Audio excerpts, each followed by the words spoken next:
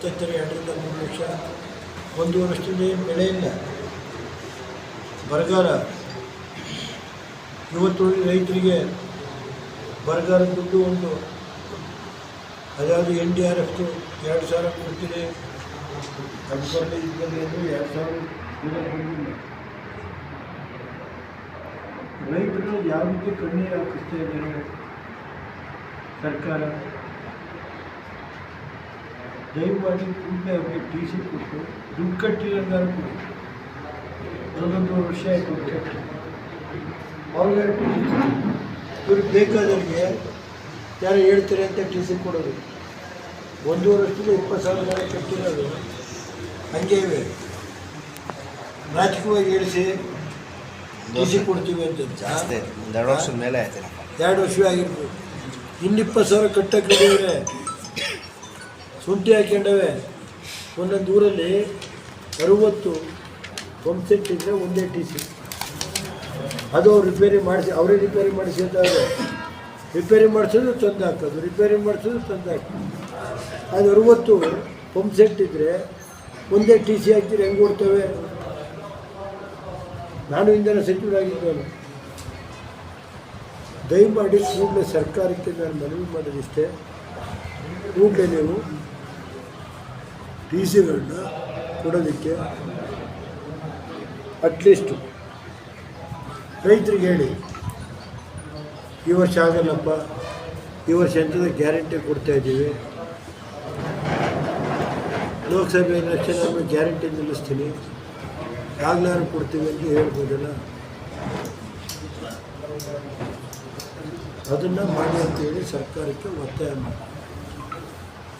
1 ಗಂಟೆ ನೇರ ಕೊಡಿ, 2 ಗಂಟೆ ನೇರ ಕೊಡಿ, ಇಂಥ ಟೈಮಲ್ಲಿ ಕೊಡ್ತೀವಿ ಕರೆಕ್ಟ್ ಸರ್. ಇಂಥ ಸಮಯ ಒಂದು ಇದಾಗ್ಬಿಡಿ, ಪಂಚಾಯತಿಗೆಲ್ಲಾರು ಅಕ್ಕಿ ಅಥವಾ ಒಂದು ಪ್ರಕಟಣೆ ಕೊಡ್ತೀವಿ. ಈಗ ಕಣ್ಕಟ್ಟೆ ಒಳ್ಳೆಗೆ ಇಷ್ಟು ಕೊಡ್ತೀವಿ, ಮಾಡೋವರೆಗೆ ಈ ಟೈಮಿಗೆ ಕೊಡ್ತೀವಿ. ನಿಮ್ಮ ಕಸ್ಬಗಳು ಈ ಥರ ಕೊಡ್ತೀವಿ ಸರ್. ಇದು ಏನು ಹಾಸನ ಮಾತಾಡಿದ್ದೀರಿ, ಅದು ಕಾಂಗ್ರೆಸ್ ಹೇಳಿದ್ರು ಅವತ್ತು ನಾನು ಕೊಡುವಾಗ, 5,000 ಹಾಕಿ ಕಟ್ತೀರಿ, ಫ್ರೀ ಕೊಡ್ತೀವಿ, 5,000 ಹಾಕಿ ಕಟ್ತೀರಿ, ಫ್ರೀ ಕೊಡ್ತೀವಿ ಅಂತ ಕಾಂಗ್ರೆಸ್ನ ಮುಖಂಡರು ಕೆಲವರು ಪಾಪ ಬರೀ 5,000 ರೂಪಾಯಿ ಕೊಟ್ಟು TC ಹಾಕ್ತಿದ್ದೀನಿ ಇಲ್ಲ ಅಂತ ಹೇಳಿ. ಇಂಧನ ಇಲಾಖೆ ಯಾವ ರೀತಿ ನಾವು ನಡೆಸಿದ್ದೀವಿ, ಬಿಡುಗಾಸ್ ಕರೆಂಟ್ ರೇಟ್ ಜಾಸ್ತಿ ಮಾಡಿಲ್ಲ. ಇಷ್ಟೊಂದು ಕರೆಂಟ್ ರೇಟ್ ಜಾಸ್ತಿ ಮಾಡಿದ್ವಿ. ಇವತ್ತು 48,000 ಕೋಟಿ ನಷ್ಟ ಇದೆ. ನಾನು ಬೆಂಗಳೂರು ಡೆಸ್ಕಾಮಲ್ಲಿ 500 ಕೋಟಿ FD ಬಂದಿದ್ದೆ. ಬೆಂಗಳೂರು ಡೆಸ್ಕಾಮಲ್ಲಿ 500 ಕೋಟಿ FD ಇಟ್ಟಿದ್ದೆ.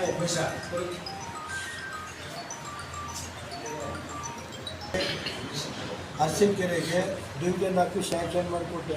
ಇವರೆಲ್ಲ ಚನ್ನಪಟ್ಟಣಕ್ಕೆ ಹೋಗ್ಬೇಕಾಯಿತು. ಈಗಿನ ಶಾಸಕರು ಏನಾದ್ರು ಇದ್ರೆ ಅವತ್ತು ಅದಕ್ಕಿಂತ ಮುಂಚೆನೇ ಮಾಡಿದ್ದೆ. Division office, Banavara sub division office, Ganasi sub division office,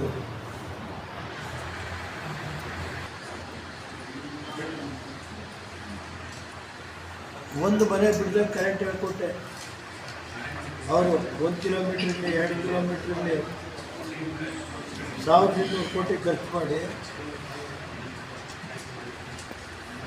ಒಂದು ಮನೆ ಬಿಡದೆ ಕರೆಂಟ್ ಹೇಳ್ಕೊಟ್ಟಿದ್ದೀನಿ. ಮಲೆನಾಡಲ್ಲಿ 3 ಕಿಲೋಮೀಟ್ರ್ 4 ಕಿಲೋಮೀಟ್ರ್ ಮನೆ ಇರ್ತವೆ, ಸಿಂಗಲ್ ಹೌಸ್ಗಳಿಗೆಲ್ಲ. ಎತ್ತೂರಲ್ಲಿ 2,000 ಜನ ಹಾಕಿ ಮಾಡಿಕೊಟ್ಟೆ. ಅವತ್ತು ಎತ್ತೂರು ಇರ್ಬೋದು, ಶಿವಮೊಗ್ಗದಲ್ಲಿ ಫಾರೆಸ್ಟ್ ಏರಿಯಾದಲ್ಲೆಲ್ಲ ಯಾವುದೇ ಮನೆ ಕರೆಂಟ್ ಇಲ್ಲ ಅಂತ ಹೇಳ್ಬಾರ್ದು ಅಂತ ಆ ಥರ ಮಾಡಿಕೊಡ್ತೀವಿ. ಮಾಡೋಣ. ಈಗ ಬೇಕಾಗಿರೋದು ಜನಕ್ಕೆ ಕುಡಿಯೋ ನೀರು ಆಕಾರ ಕೊಡ್ತಾ. ಇದು ಒಂದು ಕರೆಂಟಿಂದ ಆಯ್ತಾ ಸರ್, ಅದು ಬಿಡಿ. ಒಳಗೆ ನಾನು ಮಾತಾಡಿದ್ದೀನಿ, ನೆನ್ನೆ ಸ್ಟ್ರೈಕು ಅವೆಲ್ಲ.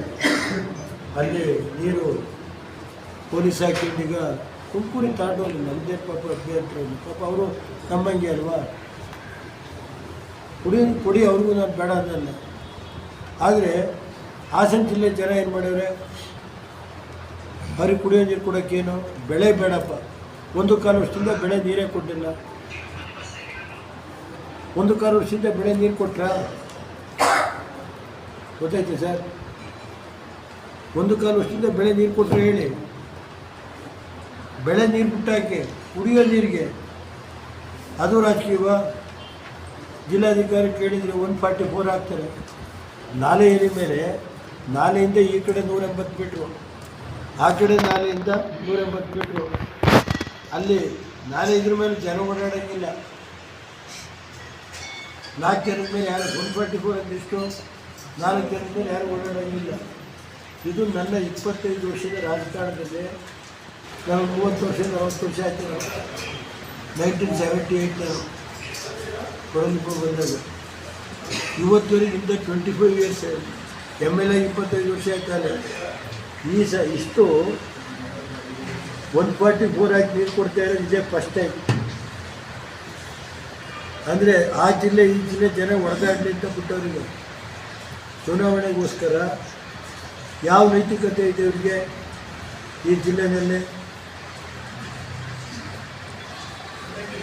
ಒಂದು ಕಡೆ ಕಳೆದ 9 ತಿಂಗಳಿಂದ ಏನು ಕೊಡುಗೆ ಇವ್ರದ್ದು?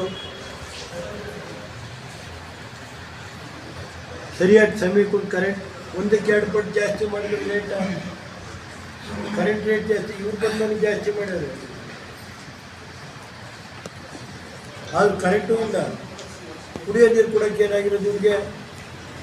ಅಟ್ಲೀಸ್ಟು ಇವತ್ತು ಕುಡಿಯೋ ನೀರಿಗೆ ಒಂದು ಬೋರ್ವೆಲ್ ಹಾಕ್ಸೋಕ್ಕೆ ಅದಕ್ಕೂ ರಾಜಕೀಯ. ಇವ್ರು JDS, ಕಾಂಗ್ರೆಸ್ಸು, BJPನೋ ಆಯ್ತಪ್ಪ ನಾವೇನೋ ಎಲ್ಲ ಹೋಗ್ತೀವಿ. ಆ ದನಕರುಗಳ ಪರಿಸ್ಥಿತಿ ಇರಲಿ, ದನಕರು ನಾವೆಲ್ಲ ಕೇಳ್ಬಿಟ್ಟು ಏನೋ ಹೋಗ್ತೀವಿ, ಕುಡಿಯೋದನ್ನೆಲ್ಲ ಎಲ್ಲ ಕೇಳ್ತಾ ಬರ್ತೀವಿ. ಬೋರ್ವೆಲ್ಲ ಗೀರ್ವೆಲ್ಲ ಹಾಕೋದು.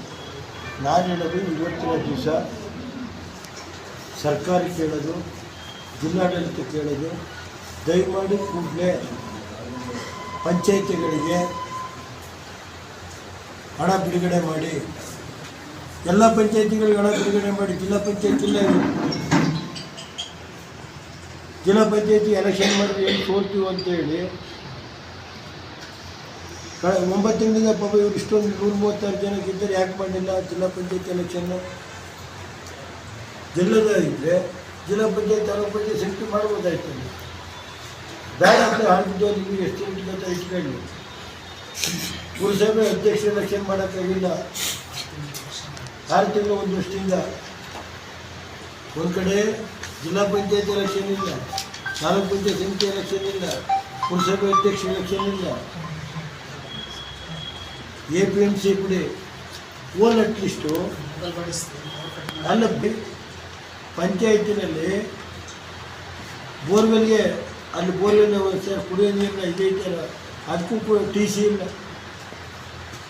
ಅದಕ್ಕೂ TC ಇಲ್ಲ ಅಂತ ಬಡ್ಕೊತಾವೆ ಪಂಚಾಯತಿನಲ್ಲಿ. ಊರಲ್ಲಿ ಕುಡಿಯೋ ನೀರಿಗೆ TC ಕೊಡ್ತಾ ಇಲ್ಲ ಸರ್. ಅವ್ರ ಕೈ ಹೇಳ್ಸಿ ಸರ್.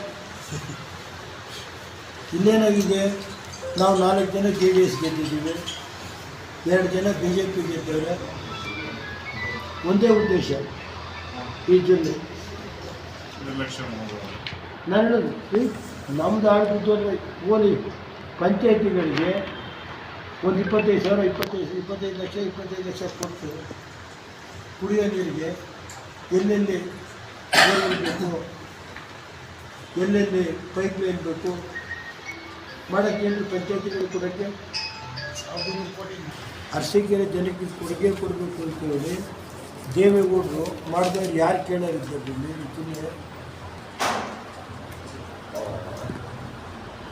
ಈಗ ಮೈಸೂರು ಅರಸೀಕೆರೆ ರೈಲ್ವೆ ಬ್ರಾಡ್ಗೇಜ್ ದೇವೇಗೌಡರು ಇಲ್ಲ ಅಂತಿದ್ರೆ ಆ ರೈಲ್ವೆ ಮಾರ್ಗನೇ ಕಿತ್ಕೊಂಡು ಹೋಗಿದ್ರಲ್ಲ ಸರ್ ಕಾಂಗ್ರೆಸ್ನವರು.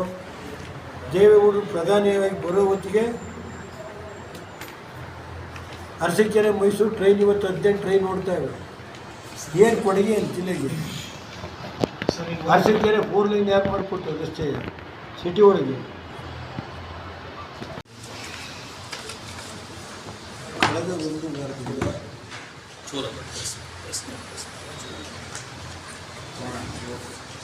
ಇವತ್ತು ಬೇಸಿಗೆ ಬಂದಿದೆ. ಕೆಲವು ಕಡೆ ಇವತ್ತು ಇಂಧನ ಇಲಾಖೆಯ ಅಧಿಕಾರಿಗಳು ಬೇಕಾಬಿಟ್ಟು ರೈತರ ಪಂಪ್ ಸೆಟ್ ವೈರ್ಗಳೆಲ್ಲ ಕೀಳೋದು, ತೊಂದರೆ ಕೊಡೋದು. ಬರೀ ಕೇವಲ 1 ಗಂಟೆ ಮಾತ್ರ ಕರೆಂಟ್ ಕೊಡ್ತಾರೆ, 1-1.5 ಗಂಟೆ. ಒಂದು ಕಡೆ ರಾಜ್ಯ ಸರ್ಕಾರ ಹೇಳುತ್ತೆ 5 ಗಂಟೆ ಕೊಡ್ತೀವಿ, 3 ಗಂಟೆ ಕೊಡ್ತೀವಿ, 7 ಗಂಟೆ ಕೊಡ್ತೀವಿ. ಬರೀ ಕೇವಲ 1 ಗಂಟೆ ಕರೆಂಟ್ ಕೊಡಲ್ಲ. ಇವತ್ತು ಕೆಲವರು ಶುಂಠಿ ಹಾಕಿದ್ದಾರೆ, ಅವ್ರು ವೈರೆಲ್ಲ ಕಿತ್ಕೊಂಡು ಹೋಗೋದು ರಾಜಕೀಯ ದುರುದ್ದೇಶ ಮಾಡಿ. ಆಮೇಲೆ ಮನೆಗೆ ನಮ್ಮ ಹತ್ರ ಫೋನ್ ಮಾಡಿ ಹೇಳ್ತೀವಿ, ಆಮೇಲೆ ಕನೆಕ್ಷನ್ ಕೊಡ್ತೀವಿ ಅಂತ. ಇದು ಒಂದು ಭಾಗ. ದಯಮಾಡಿ ಇಂಧನ ಇಲಾಖೆ ಅಧಿಕಾರಿಗಳಿಗೆ ಹೇಳ್ತೀನಿ, ರೈತರಿಗೆ ಈ ರೀತಿ ತೊಂದರೆ ಕೊಡೋಕ್ಕೆ ಹೋಗಬೇಡಿ. ಕಳೆದ 1 ವರ್ಷದಿಂದ ರೈತರು ಭಾರಿ ಸಂಕಷ್ಟದಲ್ಲಿದ್ದಾರೆ, ನೋವಲ್ಲಿದ್ದಾರೆ. ಈ ಸನ್ನಿವೇಶದಲ್ಲಿ ಬೆಳೆ ಹಾಕಿರುವಂಥ ರೈತರಿಗೆ ಬೋರ್ವೆಲ್ ಮುಖೇನ ನಾನು ಎಲ್ಲ ಎಕ್ಸಿಕ್ಯೂಟಿವ್ಗೂ ಪತ್ರ ಕೊಟ್ಟಿದ್ದೀನಿ, MDಗೂ ಹೇಳಿದ್ದೀನಿ. ನಮ್ಮ KPTCL MD, ನಿಮ್ಮ ಹಾಸನ ಎಕ್ಸಿಕ್ಯೂಟಿವ್ರು, ಅರಸೀಕೆರೆ ಎಕ್ಸಿಕ್ಯೂಟಿವ್ರು, ಸಕಲೇಶ್ಪುರ ಎಕ್ಸಿಕ್ಯೂಟಿವ್ರು, ಹೊಳೆಯಸೀಪುರ, ಚಂದ್ರಪೇಟ ಎಲ್ಲರಿಗೂ ದಯಮಾಡಿ ಈ ರೀತಿ ನೀವು ಕಿರುಕುಳ ಕೊಡೋಕ್ಕೆ ಹೋಗಬೇಡಿ. ಅರಸೀಕೆರೆ ಎಕ್ಸಿಕ್ಯೂಟಿವ್ರು ಅದೇ ಕೊಟ್ಟು ಲೆಟ್ರ್ ನಾನೇ ರೈತರು. ಮತ್ತು ಇದ್ರ ಜೊತೆಗೆ ನಿಖರವಾಗಿ ಹೇಳಿ ರೈತರಿಗೆ, 1 ಗಂಟೆ ಕೊಡ್ತೀರೋ, 2 ಗಂಟೆ ಕೊಡ್ತೀರೋ, 3 ಗಂಟೆ ಕೊಡ್ತೀರೋ, ಯಾವ ಟೈಮಲ್ಲಿ ಕೊಡ್ತೀರಿ, ನಿಖರವಾಗಿ ಹೇಳ್ಬಿಡಿ. ಅದವ್ರು ಕೊಡೋದೇ ಇಲ್ವಾ?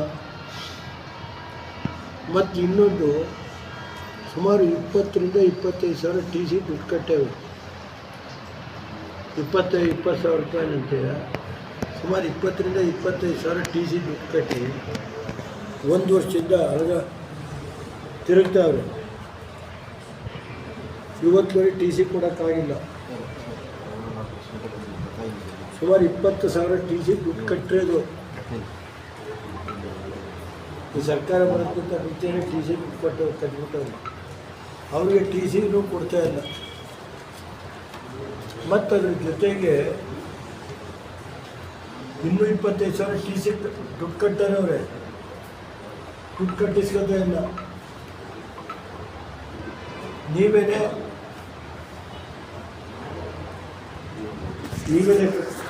ಮಾಡ್ಕೋಬೇಕು, 2-3 ವರ್ಷ ಯಾಕೆ ನೀವೇ ಮಾಡ್ಕೋಬೇಕು.